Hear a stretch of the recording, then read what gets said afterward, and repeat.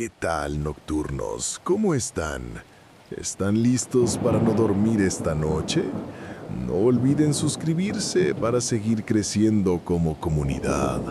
Relato 1. Los mineros de cristal. San Sebastián del Oeste. ¿Sabías que en las minas de San Sebastián del Oeste hay personas que se convirtieron en cristal? No es una leyenda, es el precio que la montaña cobra por su plata.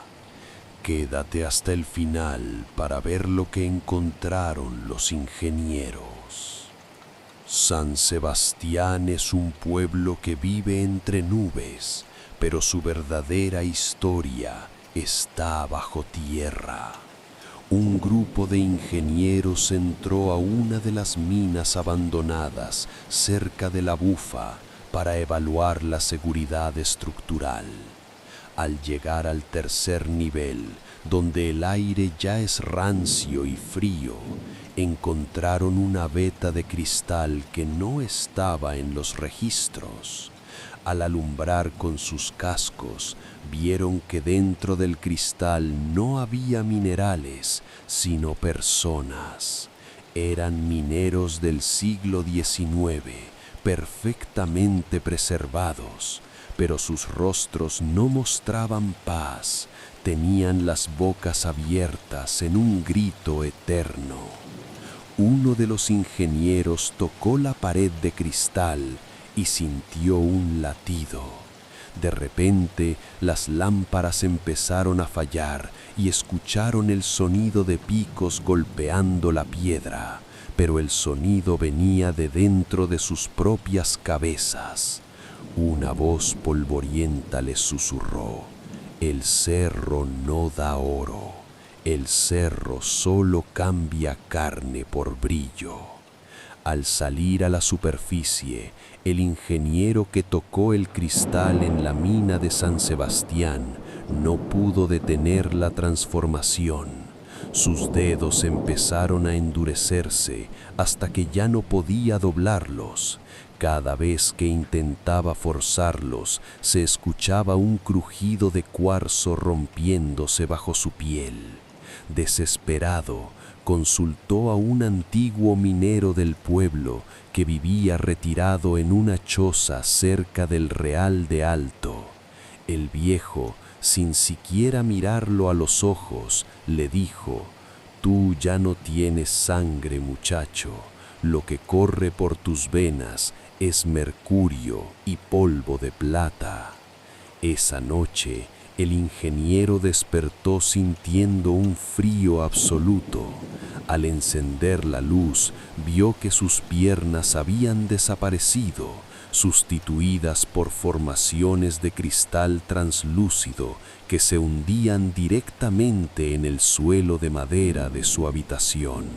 La casa entera empezó a gemir, como si la montaña estuviera jalando sus cimientos para recuperar el mineral que ahora vivía en el hombre. Sus compañeros intentaron ayudarlo, pero al tocarlo sufrieron quemaduras por congelamiento. El ingeniero ya no hablaba, solo emitía un sonido vibrante, una frecuencia que hacía que todas las ventanas del pueblo vibraran al unísono. San Sebastián no es solo un pueblo sobre una mina, es una mina que está devorando el pueblo desde adentro. El ingeniero dejó de ser humano por completo durante una madrugada de tormenta eléctrica. Sus compañeros escucharon un estruendo que no vino del cielo, sino del suelo. Al entrar en su habitación, el techo se había derrumbado y en el centro no había un hombre, sino un pilar de cristal puro que conectaba el suelo con las vigas. El cristal pulsaba con una luz interna azulada y dentro se podía ver el sistema nervioso del ingeniero, ahora convertido en filamentos de plata. Esa misma noche, la mina abandonada se cerró sola.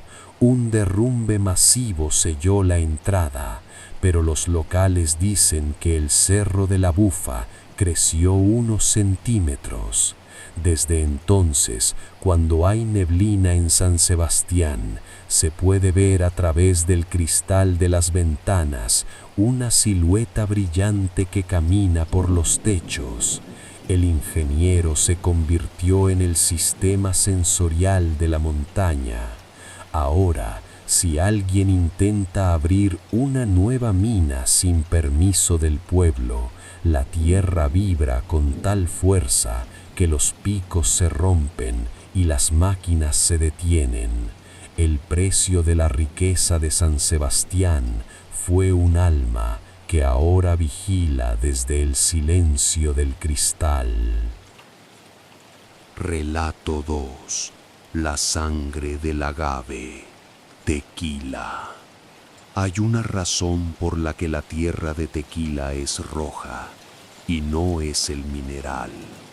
Los jornaleros antiguos dicen que el mejor agave es el que bebe sangre. Esta es la historia del trabajador que nunca pudo salir del campo. En Tequila, la tierra roja tiene ese color por una razón que los grandes productores no mencionan en los tours. Un trabajador nocturno de una destilería antigua escuchó un llanto que venía de los hornos de mampostería, los que ya no se usan. Al acercarse, vio que de las piñas de agave recién cortadas no salía miel, sino un líquido espeso y oscuro, con el olor metálico de la sangre. Vio a un hombre alto, vestido con harapos de jornalero de hace 100 años, que caminaba entre los surcos de agave sin tocar el suelo. El espectro llevaba una coa de plata y con cada golpe que daba a la tierra se escuchaba un lamento humano bajo el suelo. El trabajador entendió que la prosperidad de la zona se basa en un pacto antiguo. Por cada cosecha exitosa, la tierra reclama un alma que se pierda entre los campos azules. Esa noche, el trabajador vio cómo las raíces de un agave se movían como serpientes para envolver el tobillo de un compañero que se había quedado dormido.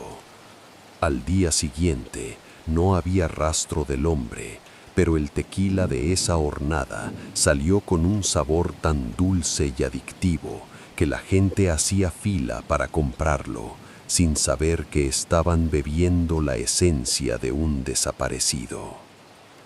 El trabajador de la destilería que presenció la sangre del agave intentó renunciar, pero descubrió que no podía salir de los límites de Tequila. Cada vez que llegaba a la carretera hacia Guadalajara, una neblina azulada con olor a fermentación lo hacía perder el sentido de la orientación, regresándolo siempre al centro del pueblo. Su cuerpo empezó a cambiar. Su piel se volvió fibrosa y dura, y sus venas adquirieron un tono verde azulado, idéntico al color de las hojas del agave. Una noche, el espectro de la coa de plata se le apareció en su propia habitación. No dijo nada, solo le entregó un cántaro lleno de ese líquido oscuro. Al beberlo por inercia, el trabajador vio la verdad. Los campos de agave no son plantas, son las manos de los que fueron enterrados vivos en siglos pasados, estirándose hacia el sol. Ahora él sentía la necesidad irreprimible de enterrar sus propios pies en la tierra roja. Empezó a perder el habla, sustituyendo las palabras por un silbido similar al del viento cortando las pencas. El dueño de la destilería lo encontró días después, pero no llamó a la policía, simplemente le dio una herramienta y le ordenó que fuera al campo a trabajar.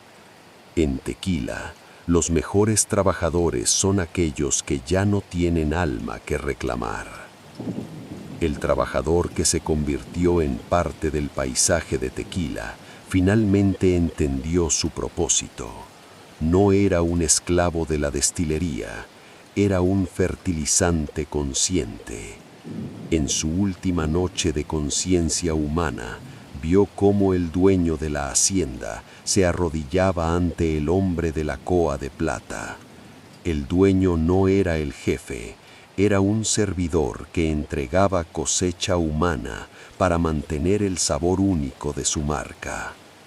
El trabajador se hundió en la tierra roja hasta que solo quedaron sus manos fuera, transformándose en las pencas de un agave azul perfecto. Dicen que ese agave fue gimado un año después y que el tequila producido con él ganó premios internacionales por su cuerpo y espíritu.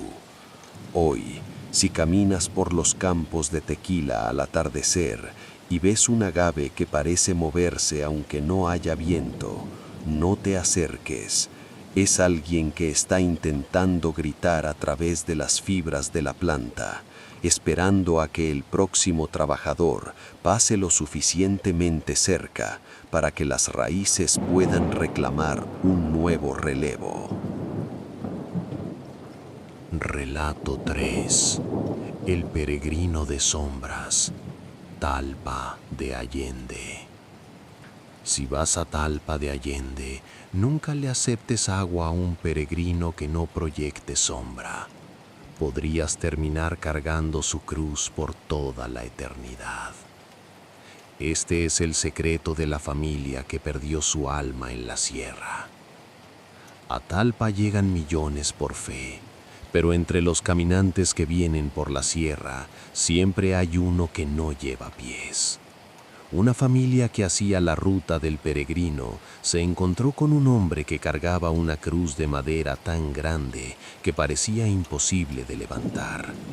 Tenía la espalda destrozada y pedía agua con una voz que sonaba como el roce de dos lápidas. Le dieron de beber, pero el agua se evaporaba antes de tocar sus labios. El hombre les dijo que él no venía a pagar una manda, sino a recoger las que otros dejaron incompletas.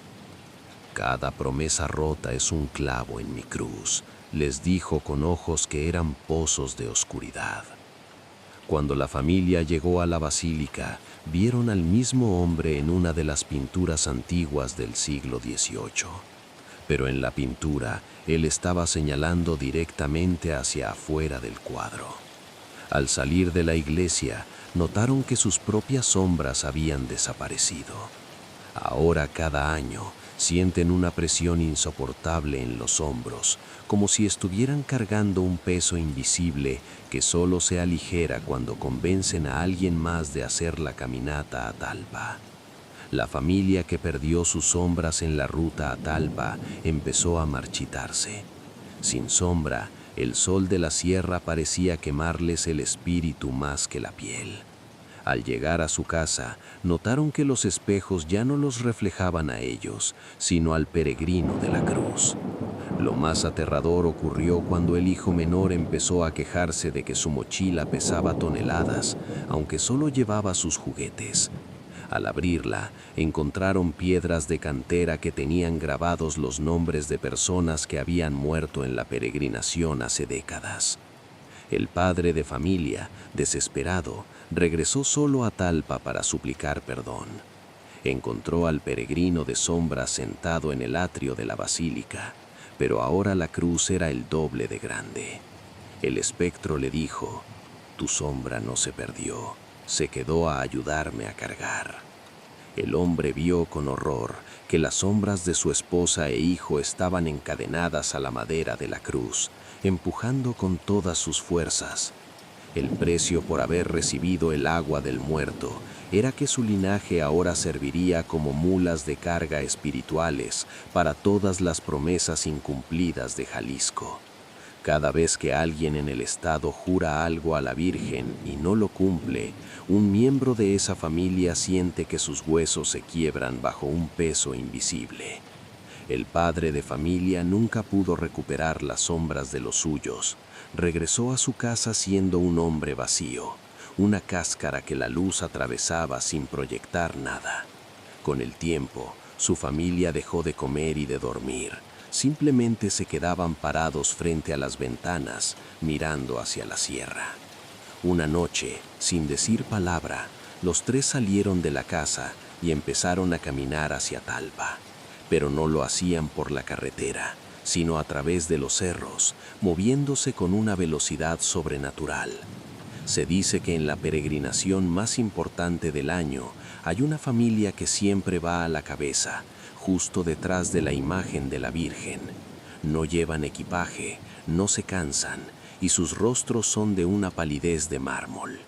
El peregrino de la cruz ahora camina más ligero, porque esa familia carga el peso por él. En Talpa de Allende, la fe mueve montañas, pero también arrastra a aquellos que por un acto de compasión mal recibido, terminaron encadenados al dolor ajeno. Si vas en peregrinación y un hombre te ofrece agua de un cántaro viejo, niégate. Es preferible morir de sed en la sierra que cargar con los pecados de todo un estado por la eternidad. Advertencia: si planeas visitar estos lugares próximamente, te recomendamos no aceptar agua de extraños en la sierra y nunca entrar a una mina sin el permiso de los antiguos habitantes. Lo que verás a continuación podría cambiar tu percepción de estos paraísos para siempre. ¿Has sentido un peso extraño al caminar hacia Talpa o has visto algo moverse en los campos de agave? Cuéntanos tu experiencia en la caja de comentarios. Estamos documentando los casos más extraños de Jalisco.